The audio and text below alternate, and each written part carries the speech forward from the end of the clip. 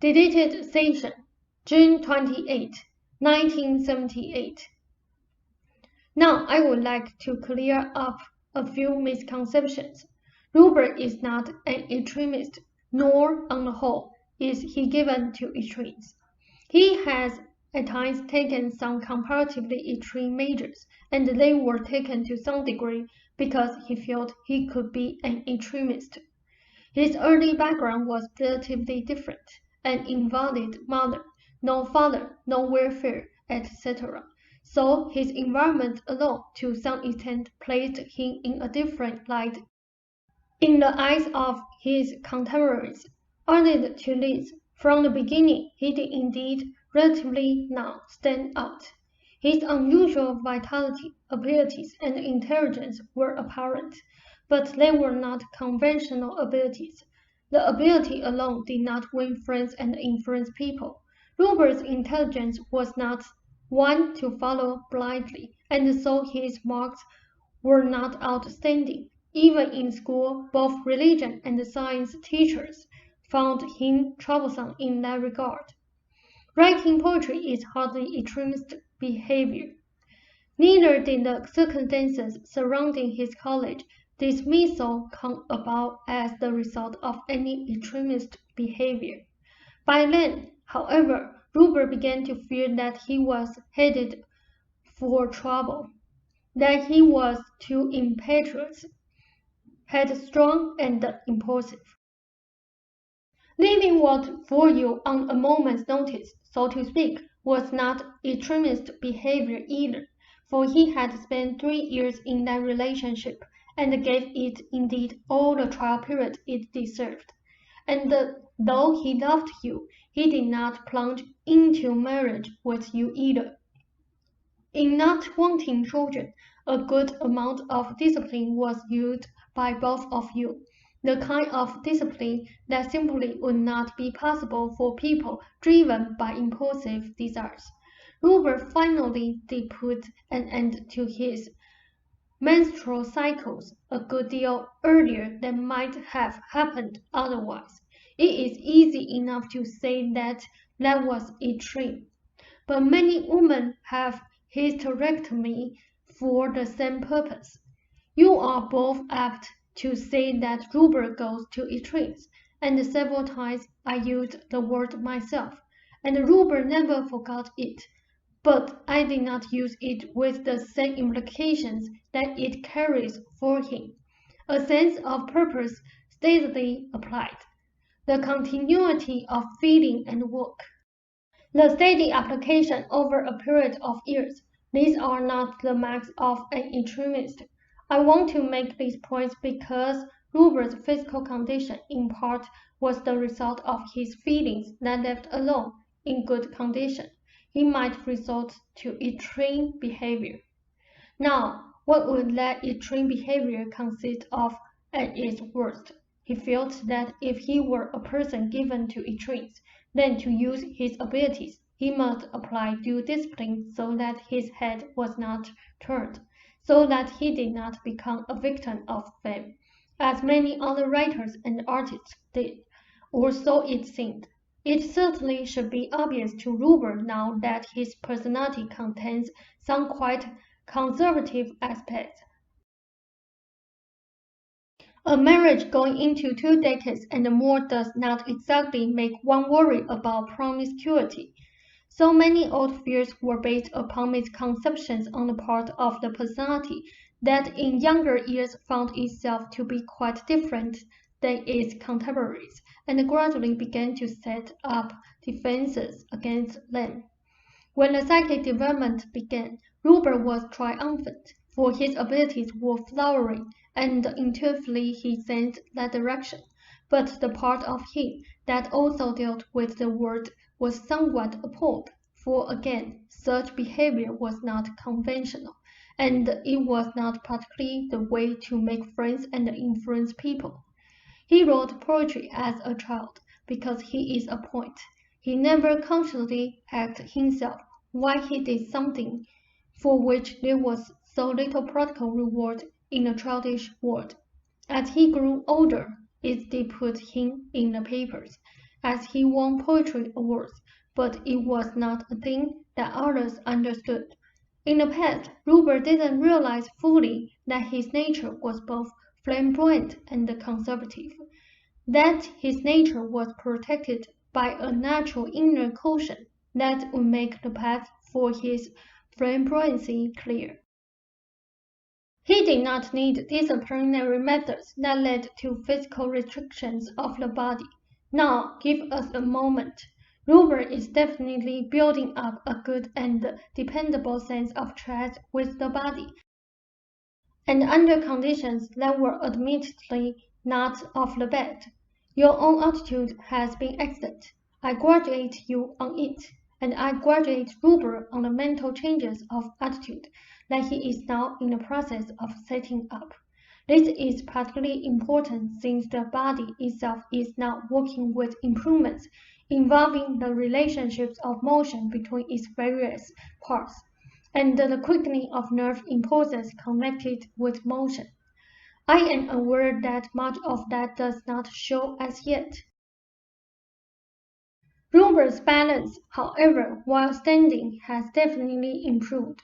The body has gone through several complete processes of late, and as these occur each time, the discomfort has been less and of less duration. The feelings of trust are definitely taking hold. There will be no problem with the walking, and in a short time, these complete processes will be at a point where he will consistently want to do more walking on a day-by-day basis. Thus far, his impulses have been correct, and forcing the walking at certain times would not be advantageous. The alterations of sleep patterns are also of benefit. The business decision today is in its way an example not only of framework 2, but of Robert's growing trust in himself and in his willingness to act on his own behalf. Your own attitudes, however, have changed more than you realize, and the inner changes in Robert's body will begin to show themselves in exterior improvements in performance. Robert knows he stands easier in the bathroom, for example, but did not realize that was significant. The soreness that he does experience sometimes at night is of less intensity than before, and it happens when the body is in the middle of one of those overall processes, so that a large number of muscles and joints are being exercised at one time. The personality is always pleased with its abilities. If those abilities are extraordinary, or if they do not fit into the social structure, a personality can approve and disapprove, use the abilities, and yet feel the need for protection. I want to erase, however, any ideas that either of you might have that Robert is an extremist. He is far too tolerant. For one thing, extraordinary ability may seem extreme behavior when compared to the mundane lives of many people. A mountain climber is not necessarily an extremist. An extremist goes from one kind of extreme behavior to another. I do want you to find the sessions on self-approval and to read them, both of you. Do you have questions? Rousey, I asked Seth for his interpretation of my dream on Sunday morning, June 25, in which I was highly upset to see my father careening backward in a trunk down Pinnacle Road. A copy of Seth's comments is attached to the dream. They said Robert's interpretation was correct. Ralph said, at the moment I don't remember the interpretation. They said he interpreted it Thursday. It was a statement of fear and fierce resolution. Your father was the symbol of yourself. You were afraid that you were doing everything backward, specifically with unknown reality, and that the affair would be disaster or the car would crash. Mixed into this were feelings about your age, and that you were spending too much time on the project. Instead, you discover the car does not crash, and not only that, but your father is much more vigorous at the end of the dream than he was in the beginning. You still had not quite recovered from your fear, however. Your father was used as the main character, of course, because he is referred to in your notes, because you planned photographs of him in the beginning, and because in the dream he represented the disapproving portions of your own personality. The dream was meant to do two things: point out the fears that were still present, and to show you that, though present, they were groundless. The car, which was the vehicle of expression, would not crash. It was not going backward. The backward motion referred to time, and how much time you felt existed between the book's dictation and the delivery of Volume 2. Now, Ralph noted humorously, they said, I am here, more or less in a recording or in the original, whenever you want me, but I do want to reassure you both that you are indeed doing well, and of station, unless you have further questions.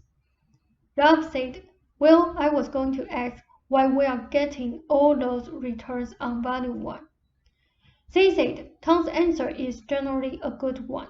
Many people rushed out to buy the book at once, and are impatiently awaiting Volume 2.